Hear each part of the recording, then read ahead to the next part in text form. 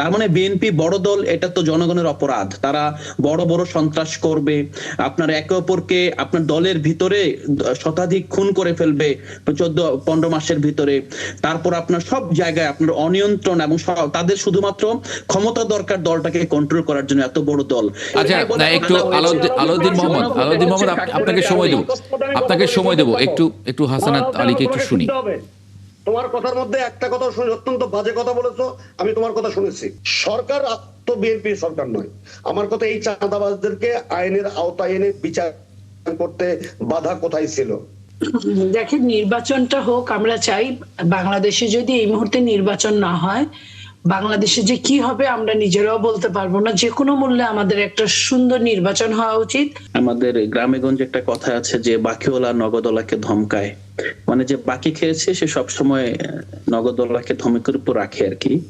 তো আসলে এই সারা দেশে টিআইবি রিপোর্ট থেকে প্রাপ্ত তথ্য এবং বর্তমান যে পরিস্থিতি, সবগুলো পরিস্থিতি হলো যে আইন শৃঙ্খলা পরিস্থিতি অবনতির জন্য এককভাবে বিএনপি দায়ী। এটা আসলে এখন তথ্য নিয়েই বলতে পারছি। এতদিন বললে হয়তো বা বলা হতো যে আমি কুৎসা করছি অথবা আমাকে ডিফেমেশন মামলা দিতে পারতো, কিন্তু এখন আমি বাংলাদেশের সবচেয়ে গ্রহণযোগ্য স্ট্যাটিস্টিক্স থেকে বলতে পারি যে আইন শৃঙ্খলা পরিস্থিতি অবনতির জন্য বিএনপির দলের আভ্যন্তরে এবং দলের সাথে অন্যান্য দলের সন্ত্রাস দায়ী। এখন নির্বাচনকালীন যে পরিস্থিতি আমরা দেখেছি, বিএনপি যখন প্রথম যে আপনার নির্বাচনী প্রার্থীদের নাম ঘোষণা করলেও তাদের নমিনেশন প্রথম লিস্টের পরেই আপনার 4 জন খুন হয়েছে।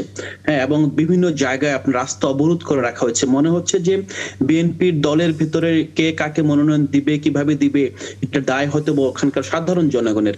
রাস্তা অবরোধ করে আন্দোলন হয়েছে। না, এটা একটা বড় দল বিএনপি যেটা ব্যাখ্যা দিয়েছে যে বড় দল, সে দলে দীর্ঘদিন নির্বাচন করতে পারেনি, অসংখ্য নেতা তৈরি হয়েছে। আপনারা যখন মানে আপনারা নিশ্চয়ই একদিন বড় হবেন, তখনও আপনাদের এই স্টেটমেন্টটাই থাকবে কিনা যে আপনারাও? অবশ্যই থাকবে, অবশ্যই থাকবে। আমি এখন আপনার বড় দলের কথা, আবু ইসাকের একটা গল্প পড়েছিলাম, মহাপতঙ্গ। সেখানে একটা আপনার লাইন আছে যে বড় পাখির বড় রং আন্ডা পাড়ার দেখো ঠং। তার মানে বিএনপি বড় দল, এটা তো জনগণের অপরাধ। তারা বড় বড় সন্ত্রাস করবে, আপনার একে অপরকে আপনার দলের ভিতরে শতাধিক খুন করে ফেলবে 14-15 মাসের ভিতরে। তারপর আপনার সব জায়গায় আপনার অনিয়ন্ত্রণ, এবং তাদের শুধুমাত্র ক্ষমতা দরকার দলটাকে কন্ট্রোল করার জন্য, এত বড় দল। এর চেয়ে নির্লজ্জ স্টেটমেন্ট, এর চেয়ে নির্লজ্জ ভাবে আপনার দলের সন্ত্রাসকে ডিফাইন করা আমরা কখনোই দেখি নাই, অতীতেও কখনো দেখি নাই। আর পাশাপাশি আমি এই শব্দটাকে আপু যেটা বললো, ভাষিক বিপ্লব পৃথিবীর কোথাও দেখে নাই। অথবা আমাদের যে রাবীন্দ্রিক অধ্যাপক স্যার যেটা বললেন, সবচেয়ে বড় কথা হলো যে আপু যেটা বললেন যে এই যে 1 2 3 4, আমরা 1 2 3 4 বলতে বলতাম 1 2 3 4 শেখ হাসিনা স্বৈরাচার, এই মুহূর্তে গদি ছাড়, এগুলো তো অন্যায় না। এবং যেখানে ঢাকা শহরের রাস্তায় যেই তরুণ তুর্কিরা যেই দেয়ালের, স্কুলের দেয়ালে, মেট্রোর দেয়ালে যেই স্লোগান লিখেছিল, সেই স্লোগানের মাধ্যমে আমাদের রক্ত বারুদ হয়ে ফুটে উঠেছিল। আমরা রাস্তা নেমে এসেছিলাম, ঢাকার সাধারণ জনগণ আপনার বাসা থেকে আপু দিদিরা পানি ছুটে দিয়েছিল। সেই বিপ্লবকে তারা বলছেন বিপ্লবে ভাষা দেখেন নাই, এই ভাষা বিপ্লবে দেখেন নাই। আমরা তো বিপ্লবের সময় আসলে এই যে বিপ্লবকে এত আপনার হালকাভাবে প্রত্যক্ষ করেছেন, ভেবেই লজ্জা পাচ্ছে। লাস্টলি হলো আমি এই স্যারের ব্যাপারে বলবো, হাসনাত স্যার যেটা বললেন, উনার যে শিক্ষার্থী যে রাকসুর ভিপি হয়েছেন, তার যে ভাষা নিয়ে কথা বলছেন, আমরা দেখেন আমি কথা বলছি একজন অধ্যাপকের সাথে, কিন্তু মনে মনে আমি কিন্তু জানি তিনি বিএনপি পন্থী অধ্যাপক। তিনি আপনার বিএনপির সাবেক আপনার নেতা ছিলেন, বিএনপির এখনো রাজনীতি করছেন। আপনিও ডেকেছেন, আপনি হয়তো বা আরেকজন অধ্যাপক ডাকবেন যে হয়তো বা সে জামাত পন্থী অথবা অন্যপন্থী। আমরা যখন দেখবো আমাদের শিক্ষাঙ্গনে আপনার যেভাবে আপনার দালালির রাজনীতি শুরু হয়েছে, এখনো চলমান আছে, আমি ব্যক্তিগতভাবে ওনাকে দায়ী করব না। শিক্ষক রাজনীতি এত নেস্টি আপনার শিক্ষার্থী রাজনীতি সাথে তুলনীয়ই না। সেই রাজনীতির মধ্যে থেকে শিক্ষার্থীরা ভালো কিছু শিখবে, এটা কিভাবে কল্পনা করছেন? এই জায়গায় আমি বলতে চাই যে আসলে দেখি আমরা সবাই নিজের দিকে তাকাই। মানে শুধু কি শিক্ষক রাজনীতি, আরেকটা কথা বলেছেন, শুধু শিক্ষক রাজনীতি মানে শিক্ষকদেরই দায়, নাকি নাকি সকল রাজনীতি, মানে সকল রাজনীতি দায়, কিন্তু শিক্ষকদের তো আমরা যখন আপনার যে অধ্যাদেশের মাধ্যমে যে বিশ্ববিদ্যালয়গুলো মানে ছাত্রদের রাজনীতিটা কি ভালো? মানে ছাত্রদের রাজনীতিটা ভালো, রাজনীতি না করে থাকতে পারে, তাদের জন্য রাজনীতি বাধ্যতামূলক না। কিন্তু আমি কিন্তু রাজনীতি করা তো সবারই অধিকার, এই অধিকার, রাজনীতি করা তো সবার অধিকার, এই অধিকার তো রাষ্ট্র দিয়েছে তাকে। রাজনীতি করার অধিকার রাষ্ট্র দিয়েছে, কিন্তু এই যে অপরাজনীতি, এই যে আপনার দুর্বৃত্তায়নের রাজনীতির সমর্থক হয়ে শিক্ষকরা যখন আপনার ভাষার বিপর্যয়, এটা তো ছাত্ররাও করেছে, মানে এটা শুধু শিক্ষকদের কারণে, এটা তো ছাত্ররাও করেছে।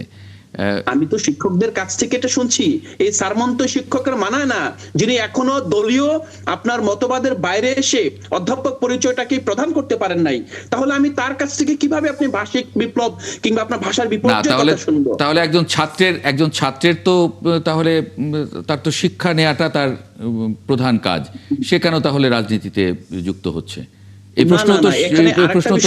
উনি কিন্তু স্যার যেটা আমাকে বললেন যে আমার ছাত্র বন্ধু, কেন তোমরা আন্দোলন ছেড়ে ক্লাসরুমে যাও নাই? যারা দেখেন আন্দোলনের পরে যারা রাজনৈতিক দল গঠন করেছে তাদের আপনার 90% বেশি তো তারা গ্রাজুয়েট হয়ে গিয়েছে। আপনি তাদেরকে সেই চশমাতে দেখছেন যে ছাত্রদের আন্দোলন মানে সবাই ছাত্র ছিল, ব্যাপারটা এরকম না। আচ্ছা, না ঠিক আছে, আমরা একটু ওনার ব্যাখ্যাটাও শুনি।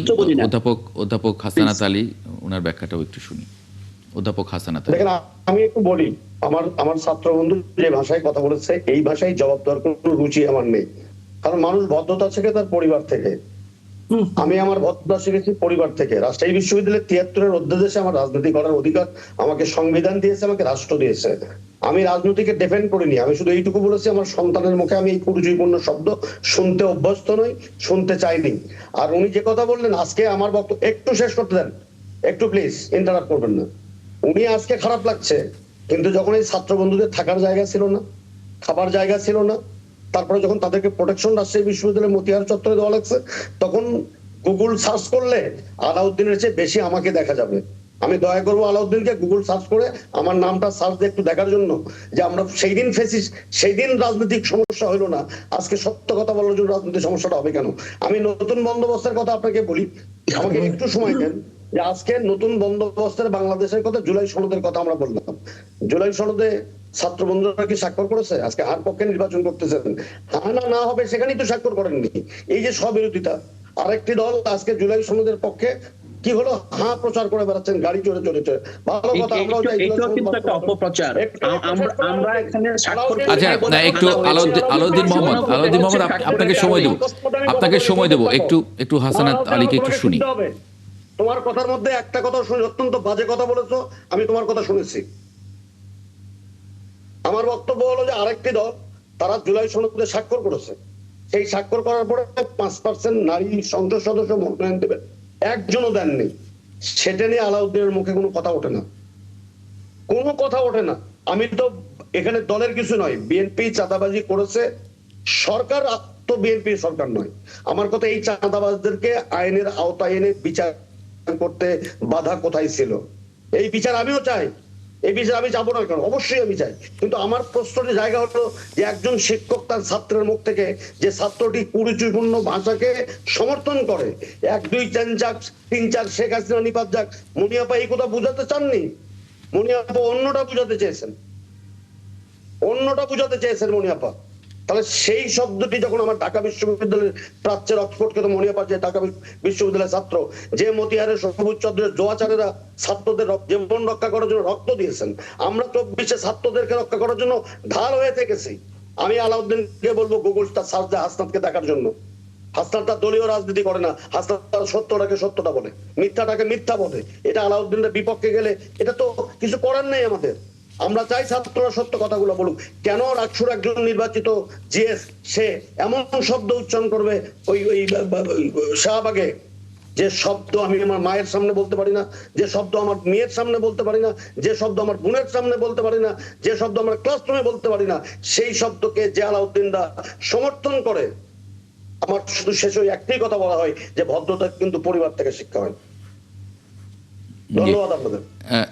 একটা বিরতি নেব। এই আলাউদ্দিন মোহাম্মদ যে স্লোগানটার কথা বললেন, সেই এবং মনিয়াপা যেটা ইঙ্গিত করেছেন বা আপনি এখন যেটা ইঙ্গিত করছেন সেটি কিন্তু আলাউদ্দিন মোহাম্মদও বলতে পারেননি। মানে এটা বলা যায় না আসলে, এটা খুবই সত্য। এটা মানুষ পছন্দ করেছে এরকমটা মনে হয় না। আমার মনে হয় যে আলোচনাটা আমরা এখানে থামিয়ে দেওয়া ভালো। স্লোগান বলতে ওইটাই আমি মিন করেছি। আচ্ছা, না ঠিক আছে, ঠিক আছে, এরা আলোচনাটা আমি এখানে আসলে মনে হয় থামিয়ে দেওয়াই ভালো, এটা নিয়ে আর বেশি আলাপ না করি। একটা ছোট্ট বিরতি নেই, বিরতির পরে একটু আলাপ করব। লক্ষ্মীপুরে ব্যালট মারার 6টি সিল সহ ব্যবসায়ী গ্রেপ্তার, এই খবরটা খুবই আলোচিত হচ্ছে। পুলিশ আটক করেছে এবং এটা নিয়ে একটু আলাপ করতে চাই। দেখেন, নির্বাচনটা হোক, আমরা চাই। বাংলাদেশে যদি এই মুহূর্তে নির্বাচন না হয়, বাংলাদেশে যে কি হবে আমরা নিজেরাও বলতে পারবো না। যে কোনো মূল্যে আমাদের একটা সুন্দর নির্বাচন হওয়া উচিত। ক্ষমতা যেভাবেই আসুক তারা যেন লেভেল প্লেইং ফিল্ডের মাধ্যমে আসে, আমরা এটাই দোয়া করছি। আমরা বিভিন্ন জনের কাছ থেকে বিভিন্ন রকম তথ্য, অপতথ্য, গুজব সবকিছু ছড়িয়ে বেড়াচ্ছে একটা শ্রেণীর মানুষ, আমরা শুনতে পাচ্ছি। এই জায়গা থেকে আমরা বলতে চাই সরকার যেন নিরপেক্ষ থাকে। যদিও সরকারের নিরপেক্ষতা নিয়ে সমাজে অনেক রকম প্রশ্ন উঠেছে। একটা দলকে সরকার নির্বাচনে জিতিয়ে দেওয়ার জন্য যারপরনায় চেষ্টা করছে এবং সরকারের নিয়ন্ত্রণেই ইসি এখন পর্যন্ত আছে। যদিও ইসির এখানে এই মুহূর্তে সবচেয়ে বেশি ক্ষমতা থাকার কথা, কিন্তু ইসি কি সত্যিকার অর্থে ক্ষমতা প্রয়োগ করতে পারছে? যদি ক্ষমতা মানে প্রয়োগ তাহলে তো ইসি সবচেয়ে বড় বিপদে এখন। আপনিও অভিযোগ করছেন, একই অভিযোগ এনসিপিও করছে। মেরুদণ্ড যদি সোজা না হয় তাহলে সম্ভব না। ইসিকে মেরুদণ্ড সোজা করে তাকে বুঝতে হবে সেই অল ইন অল। এই মুহূর্তে তাকে নিরপেক্ষতার দৃষ্টিতে থাকতে হবে। কাউকে ওই স্পেশাল সুবিধা পাইয়ে দেওয়া, কারোর বাসায় স্পেশালি ওই সিল ব্যালট পেপার, এইসব আমরা দেখতে চাই না। ঢাকা বিশ্ববিদ্যালয়ের মতো যে 29,000 ভোটের আমরা নীলক্ষেতেই শুধু 80,000 ব্যালট পেপার পেয়েছি, সেইভাবে আমরা আর চাই না যে আমাদের এটা জাতীয় নির্বাচনটা যেন জাতীয় নির্বাচনের মতো হয়, আমরা এটাই চাই। অধ্যাপক হাসানাত আলী, খুব অল্প সময় আছে, যদি একটু ছোট্ট মন্তব্য করেন। আমি মনিয়াপার সাথে সম্পূর্ণ একমত যে নির্বাচনটা হওয়া দরকার। দেখেন, এই নির্বাচনটা যেন না হয় তার জন্য যত প্রকারের অপপ্রচার করা দরকার, অপচেষ্টা করা দরকার, অপরাজনীতি করা দরকার, কিছু কিছু রাজনৈতিক দল কিন্তু সেটা করেছে এবং করেছে বলেই কিন্তু আজকে সংশয়, এই যে অনিশ্চয়তা, এই কথাগুলো এখনো আসছে। আমি নির্বাচন কমিশনকে শুধু এতটুকু বলতে চাই যে নির্বাচনকালীন তাদের যে দৃশ্যমান যে কর্মকাণ্ডগুলো থাকা দরকার সেটি আমার কাছে এখনো দৃশ্যমান মনে হয় না।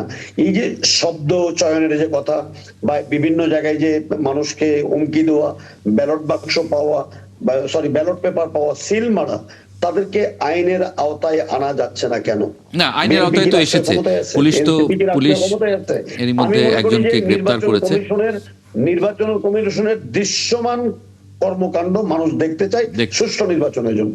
আলাউদ্দিন মোহাম্মদ, এখানে আমি মনিয়াপার সাথে একমত, স্যারের সাথে একমত। আমি প্রথমেই বলে নিচ্ছি যে আমি এখানে যে শব্দের যে রাজনীতি, সেই জায়গায় কখনোই এই ধরনের শব্দচয়ন সমর্থন করি না।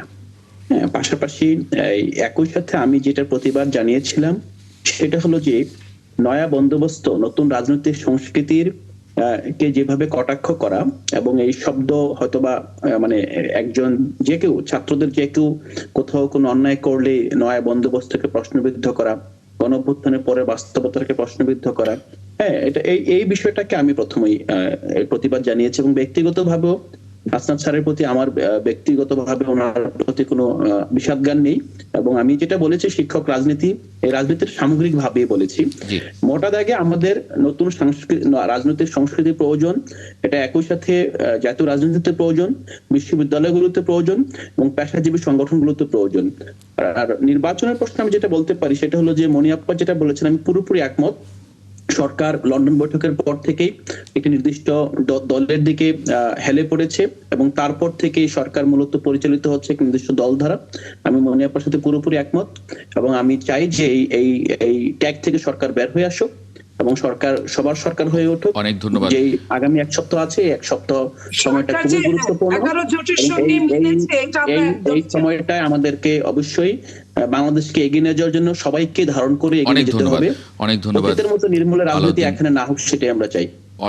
আলাউদ্দিন মোহাম্মদ, ধন্যবাদ। অধ্যাপক ডক্টর মোহাম্মদ হাসানাত আলী।